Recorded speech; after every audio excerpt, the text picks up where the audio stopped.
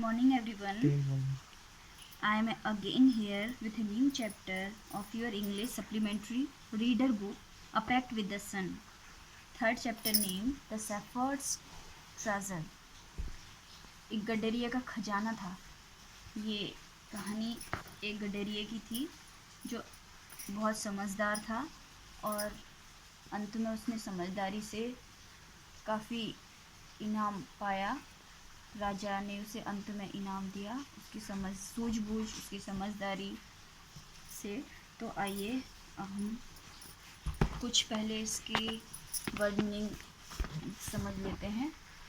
तो इसकी वर्डनिंग्स हैं। पहला सफर्ड गडेरिया, कोटेज होता है अर्थ झोपड़ी, अनएजुकेटेड अशिक्षित, सौरो मतलब परेशानियाँ, दुख, एडवाइस सलाह, डिस्कस्ट रूप बेस मतलब बदलना, म्यूल मतलब खच्चर, वाइस बुद्धिमान, मेगर मतलब तुच्छ, हॉस्पिटलिटी अतिथि, डिपार्ट विदाई लेना, एस्टोनिस्ट चकित हो गया, इंडीड वास्तव में, डिग्निटी शान, सिंपैथी सहानुभूति, स्प्रेड फैल गई, मॉकिंगली मजाक में, समंड न्यायालय में बुलाया, ईगरली उत्सुकता से। क्लॉक्स का अर्थ होता है कीमती कपड़े। यहाँ पे क्लॉक्स का अर्थ ये मत सोचना कि घड़ी होगी, यहाँ पे क्लॉक्स का अर्थ है कीमती कपड़े। एम्बैरेस्ड लज्जित हो गए। तो आइए बच्चों अब इसकी हिंदी में स्टोरी समझते हैं। गडेरिए की कहानी है। तो आइए पढ़ते हैं कि क्या है इस कहानी में। तो एक बार एक निर्धन गडेरिया ईरान में रहता था।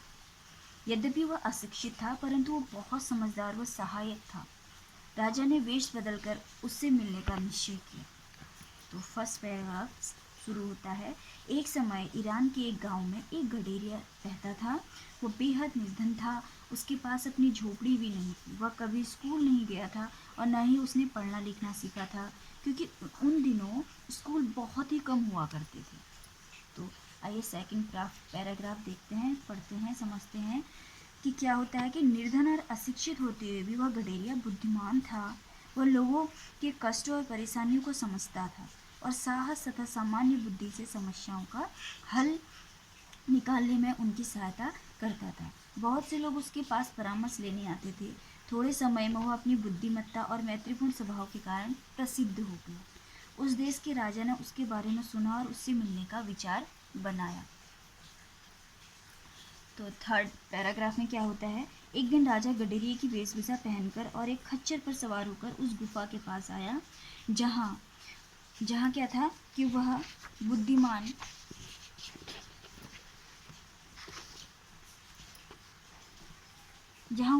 गडेरिया रहता था। जो ही गडेरिया ने राजा को गुफा की तरफ आते देखा, त्यों ही वह उसका स्वागत करने के लिए उठा। वह थके हुए यात्री को गुफा के भीतर ले गया, उसे पीने के लिए पानी दिया और अपने तुच्छ भोजन का कुछ अंश दिया। राजा ने रात भर गुफा में विश्राम किया और गडेरिया के अतिथि सत्कार और बुद्धिमत्तापूर्ण वार्तालाप से वह अत्यधिक क्या हुआ, प्रभावित हुआ। तो फिर देखते हैं आगे क्या होता है। गडेरिया समझ गया कि उसको मिलने आने वाला व्यक्ति राजा ही है। राजा ने गडेरिया को एक छोटे से इलाके का क्या बना दिया, गवर्नर बना दिया। अब गवर्नर बनने के बाद देखते हैं कि फिर क्या हुआ। दूसरे गवर्नर ने नए गवर्नर से ईर्ष्या करने लगे और उसे बेईमान बताने लगे। देखो कोई भी जब तरक्की करता है तो कुछ बहुत होते हैं मनुष्य जो उनकी तरक्कियों से चिढ़ते हैं। तो वैसे ही उस दरबार में अन्य लोग उस गवर्नर से चिढ़ने लगे। फिर क्या हुआ कि हालांकि राजा अभी भी थका हुआ था, फिर भी अगली प्रातः उसने वहाँ से विदाई लेने का निर्णय लिया। उसने कहा, एक निर्धन यात्री पर की गई दयालुता के लिए आपको बहुत बहुत धन्यवाद, और मुझे काफ़ी दूर जाना है, मुझे जाने की अनुमति दीजिए। तो फिर उसके बाद क्या हुआ, अतिथि की आंखों में सीधे देखते हुए गडेरिया ने उत्तर दिया, धन्यवाद महाराज, मेरे पास आकर आपने मुझे सम्मानित किया। अब फिर आगे पैराग्राफ में क्या होता है कि राजा प्रसन्न भी हुआ और चकित भी। उसने मन में सोचा, वह निसंदेह वो बहुत बुद्धिमान है, मुझे सुचारू रूप से काम करने के लिए उस जैसे व्यक्ति की आवश्यकता है। और राजा ने उस विनीत गडेरिया को एक छोटे जिले का क्या कर दिया, राज्यपाल नियुक्त कर दिया। फिर क्या होता है कि हालांकि उसको बहुत शक्ति और शांतता प्राप्त हो गई थी, तो भी वो गडेरिया पहले की तरह विनीत बना रहा। सभ्य बना रहा, विनम्र बना रहा।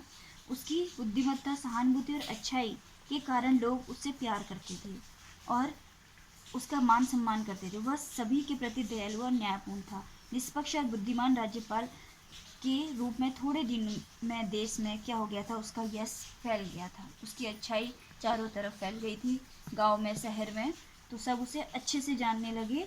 उसके बाद क्या हुआ कि अब दूसरे प्रदेशों के राज्यपाल उससे अत्यधिक ईर्ष्या करने लगे और उसके विरुद्ध राजा के कान भरने लगे।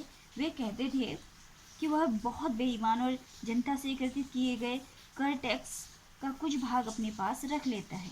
और वे कहते थे कि वह सदा अपने साथ लोहे की एक पेटी क्यों रखता है। शायद उसमें वह उस धनराशि को रखता है जो वह गुप्त रूप से एकत्रित करता है। वे मजाकों में कहा करते थे कि आखिरकार वह एक मामूली गडेरिया है और उसका व्यवहार श्रेष्ठ नहीं हो सकता।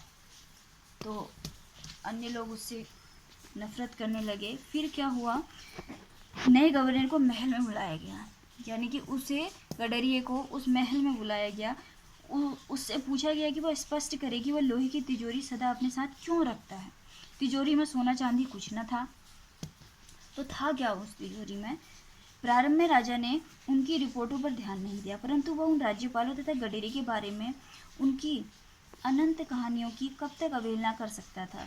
एक बात निश्चित थी कि राजा को पता चली नया राज्यपाल हर समय लोहे की पेटी लेकर चलता था।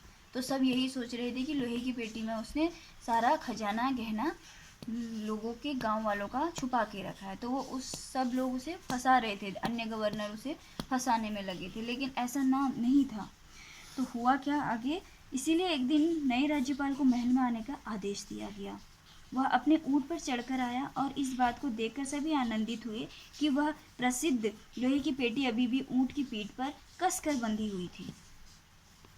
अब राजा क्रोधित हुआ, वह दहाड़ा, तुम हमेशा उस लोहे की पेटी को अपने साथ क्यों रखते हो, इसमें क्या रखा हुआ है।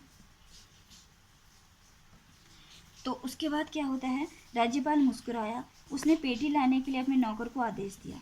चारों ओर खड़े हुए लोग गडेरे का भांडा फूटने की उत्सुकता से प्रतीक्षा कर रहे थे, परंतु उनके और राजा के आश्चर्य का ठिकाना नहीं रहा। जब पेटी खुली तो उसमें क्या पाया गया, सोना चांदी या बहुमूल्य रत्न नहीं थे, बल्कि उसमें से केवल एक पुराना कंबल निकला।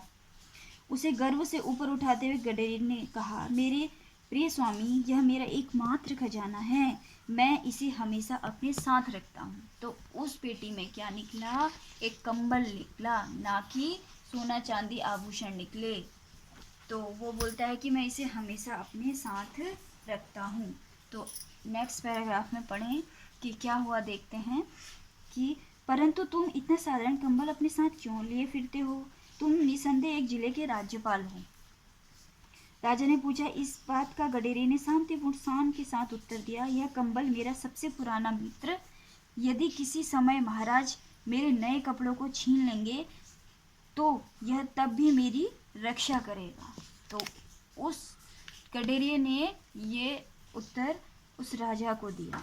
तो क्या होता है, बुद्धिमान व्यक्ति के उत्तर को सुनकर राजा अत्यधिक प्रसन्न हुआ और ईर्ष्यालु राज्यपाल कितने परेशान हुए। अब वे समझ गए कि गडेरिया वास्तव में पृथ्वी पर सर्वाधिक विनम्र और बुद्धिमान व्यक्ति था। राजा ने उसी दिन उसे बड़े जिले का राज्यपाल नियुक्त कर दिया। तो वो राज्यपाल कैसे बना, अपनी बुद्धिमत्ता, अपनी ईमानदारी, अपनी दयालुता, अपने अच्छे कर्म, अच्छे गुणों के कारण वो इतना बड़ा राज्य का राज्यपाल नियुक्त किया गया। तो बच्चों, ये आपके third chapter affect with the सन के वर्ड मीनिंग क्वेश्चन आंसर हैं, जिसे आप अपेक्ट विद द सन की ही कॉपी में लिखेंगे, ना कि हनीशक्ल की कॉपी में लिखेंगे।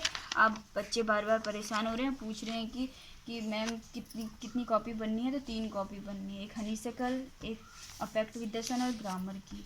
तो ये आपके वर्ड मीनिंग और क्वेश्चन आंसर हैं, जिसे आप अपनी फेयर कॉपी में लिखेंगे, पढ़ेंगे, याद करेंगे और समरी को समझेंगे। Thank you so much.